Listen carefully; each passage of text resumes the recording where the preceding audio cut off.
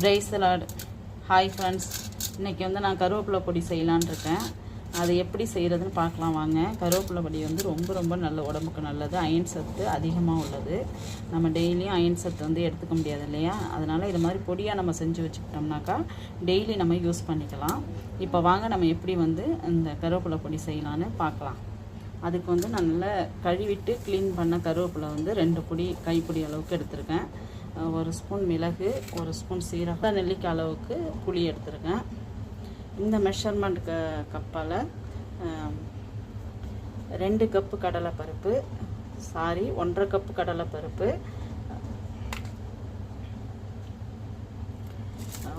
1.5 cup உளுத்தம்பருப்பு, 1 cup துவரம்பருப்பு எடுத்திருக்கேன். ஒரு 15-18 காஞ்ச மிளகாய் எடுத்திருக்கேன். காரத்துக்கு தகுந்த மாதிரி நீங்கள் அதை வந்து போட்டுக்குங்க.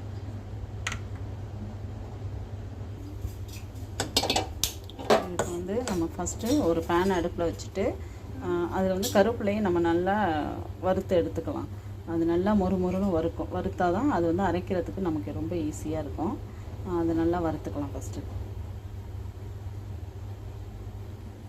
நான் வந்து 1 ஸ்பூன் நல்லெண்ணெய் விட்டுருக்கேன். ஃபஸ்ட்டு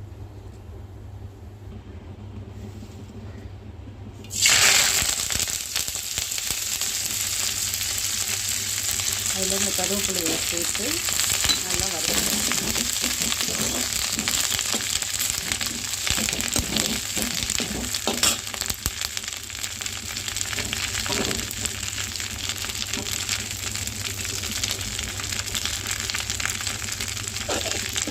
அடுப்பு வந்து ரொம்ப ஃபுல்லாக வச்சிடாதீங்க, ஏன்னாக்கா கருவேப்பிலை வந்து சீக்கிரமாக காஞ்சிடும்.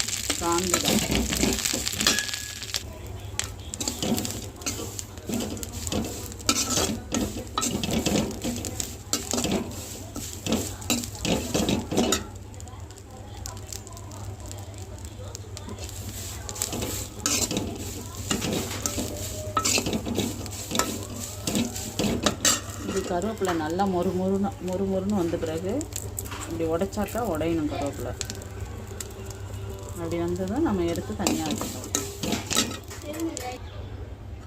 இப்போ அதே பேனில் கடலைப்பருப்பு போட்டு நல்லா பொன்னிறமாக வறுத்துக்கணும். தனித்தனியாக வறுத்து வச்சுக்கணும்.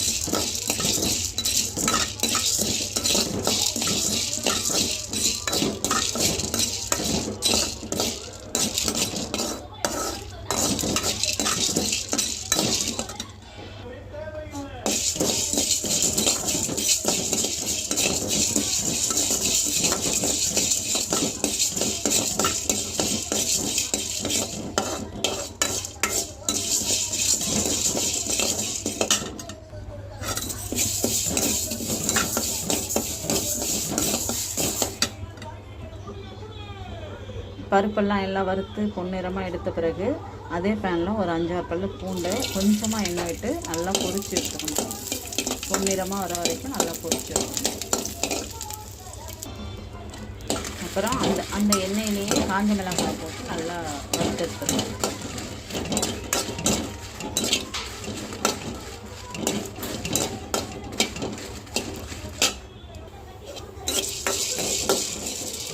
அப்புறம் சீரகம், மிளகு, புளி 3த்தையும் போட்டு அதை பேனில் நல்லா வறுத்து.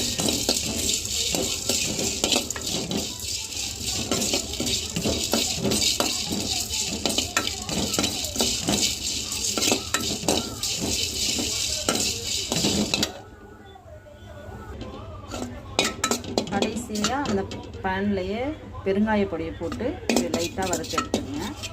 ஏன்னாக்கா அடுப்பை ஆஃப் பண்ணிவிட்டு செய்யுங்க, காஞ்சிடும். அதனால் அந்த ஹீட்லேயே, இந்த பேனில் உள்ள ஹீட்லேயே இந்த பெருங்காய பொடி நல்லா பொரிஞ்சிடும். அவ்வளோதாங்க. இப்போ எல்லாத்தையும் தனித்தனியாக வறுத்து எடுத்துக்கிட்டோம். இப்போ நல்லா ஆற விட்ட பிறகு இதை ஒரு மிக்ஸி ஜாரில் போட்டு நல்லா அரைச்சி எடுத்துட வேண்டியதாங்க. தேவையான அளவு இதில் உப்பு சேர்த்துக்கணும்.